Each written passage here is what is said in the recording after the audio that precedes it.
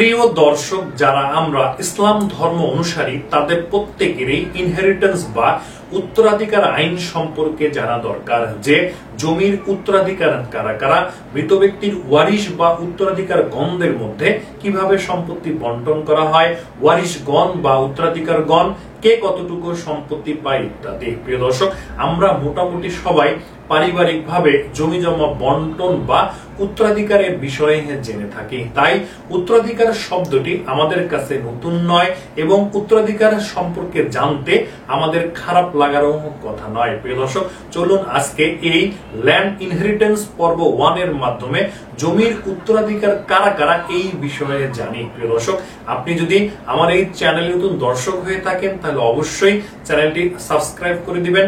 পর্বটি ভালো লাগলে লাইক দিবেন।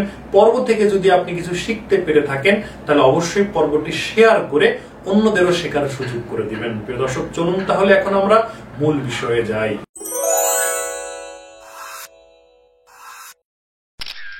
মুসলিম উত্তরাধিকার কি?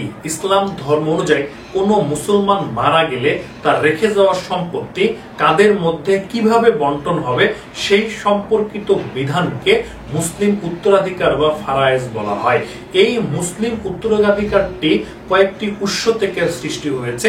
এর মধ্যে প্রথম এবং প্রধান উৎস হচ্ছে কোরআন, 2 নম্বর উৎস হচ্ছে হাদিস, 3 নম্বর উৎস হচ্ছে কিয়াস, 4 নম্বর উৎস হচ্ছে আপনার ইজমা, 5 নম্বর উৎস হচ্ছে কাস্টম বা হচ্ছে প্রথা, 6 নম্বর উৎস হচ্ছে বিধিবদ্ধ আইন, 7 নম্বর উৎস হচ্ছে আদালতের সিদ্ধান্ত।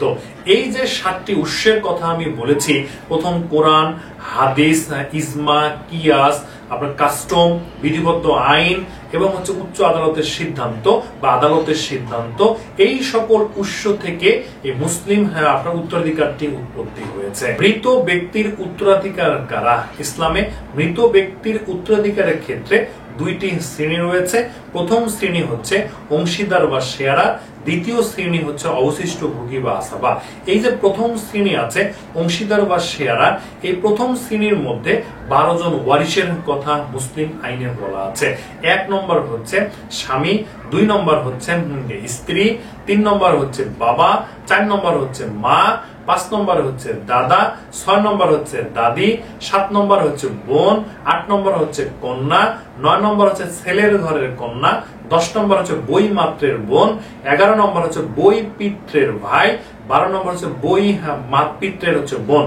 এই যে 12 জন ওয়ারিশের কথা আমি বলেছি, প্রথম যে শ্রেণী রয়েছে অর্থাৎ অংশীদার বা শেয়ারা, এই অংশীদার বা শেয়ারার মধ্যে এই 12 জন ওয়ারিশের কথা বলা আছে।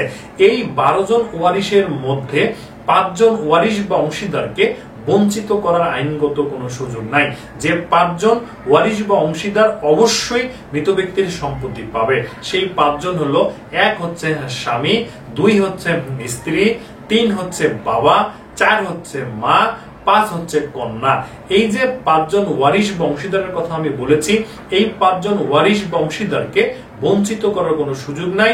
এই 5 জন ওয়ারিশ বা অংশীদার অবশ্যই মৃত ব্যক্তির সম্পত্তির অংশ পাবে। তবে কন্যার ক্ষেত্রে একটু ব্যতিক্রম রয়েছে। মৃত ব্যক্তির যদি ছেলে সন্তান থাকে সেক্ষেত্রে কিন্তু কন্যা অবশিষ্ট ভোগী হয়ে যাবে, ছেলের সঙ্গে 2:1 হারে সম্পত্তি পাবে।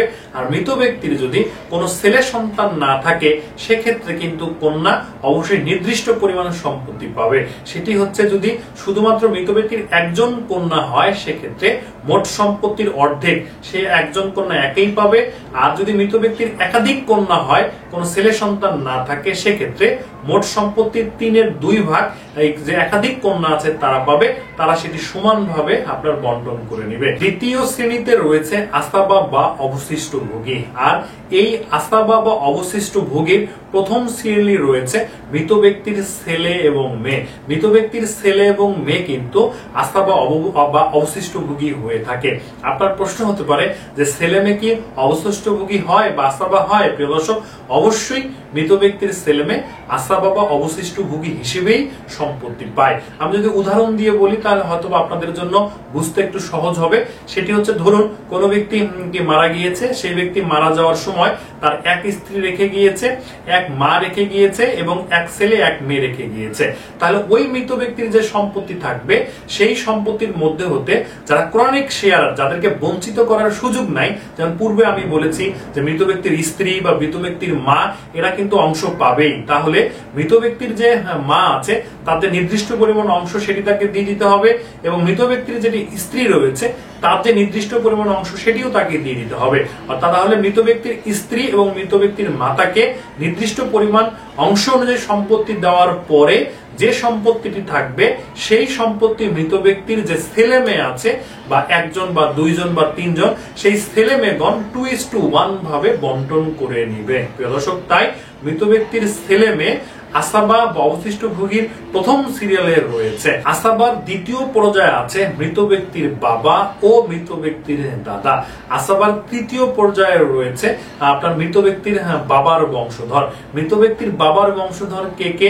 মৃত ব্যক্তির ভাই হচ্ছে মৃত ব্যক্তির বাবার বংশধর, মৃত ব্যক্তির বোন, বৈমাত্রের ভাই, বৈমাত্রের বোন, ভাইয়ের ছেলে, এগুলো হচ্ছে মৃত ব্যক্তির বাবার বংশধর। আসাবার চতুর্থ পর্যায়ে রয়েছে দাদার বংশধর। দাদার বংশধরের মধ্যে কে থাকে? তাহলে চাচা থাকে এবং চাচার ছেলে থাকে হচ্ছে দাদার বংশধর। বৈমাত্রের চাচা থাকে, আবার বৈমাত্রের চাচার ছেলেও কিন্তু হচ্ছে আপনার দাদার বংশধর ইত্যাদি। এরা যারা আছে, আমি যাদের কথা বলেছি, এরা হচ্ছে আসাবা। প্রিয় দর্শক, আসাবার ক্ষেত্রে যে বিষয়টি আপনাকে লক্ষ্য করতে হবে যখন সম্পত্তি বন্টন করা হয়, সেক্ষেত্রে আমি যে পর্যায়ক্রমে কয়েকটি আপনারা পর্যায় বলেছি, প্রথম পর্যায়, দ্বিতীয় পর্যায়, তৃতীয় পর্যায়, চতুর্থ পর্যায়। প্রথম পর্যায়ে আমি বলেছি মৃত ব্যক্তির ছেলে মেয়ে, দ্বিতীয় পর্যায়ে হচ্ছে মৃত ব্যক্তির হচ্ছে আপনার বাবা বা দাদা, তৃতীয় পর্যায়ে বাবার বংশধর, চতুর্থ পর্যায়ে দাদার বংশধর। এই যে আমি পর্যায় বলেছি, আসাবার ক্ষেত্রে কিন্তু আপনাকে পর্যায়টা খেয়াল রাখতে হবে সম্পত্তি বন্টন করার ক্ষেত্রে। আপনারা যারা কোরআনিক শেয়ার আছে বা নির্দিষ্ট অংশভোগী আছে, তাদেরকে অংশ দেওয়ার পরে যদি আপনার আসাবা যখন অংশ পাবে, সেক্ষেত্রে পাওয়ার অংশ যখন আসাবাদেরকে দিতে হবে, সেক্ষেত্রে প্রথম যে পর্যায় আছে, প্রথম পর্যায়ে কিন্তু সম্পত্তি যারা থাকে তারা পাবে। প্রথম পর্যায়ে যদি কেউ না থাকে, তাহলে সেক্ষেত্রে দ্বিতীয় পর্যায়ে যারা আছে, সেক্ষেত্রে দ্বিতীয় পর্যায়ে তারা কিন্তু সম্পত্তি পাবে।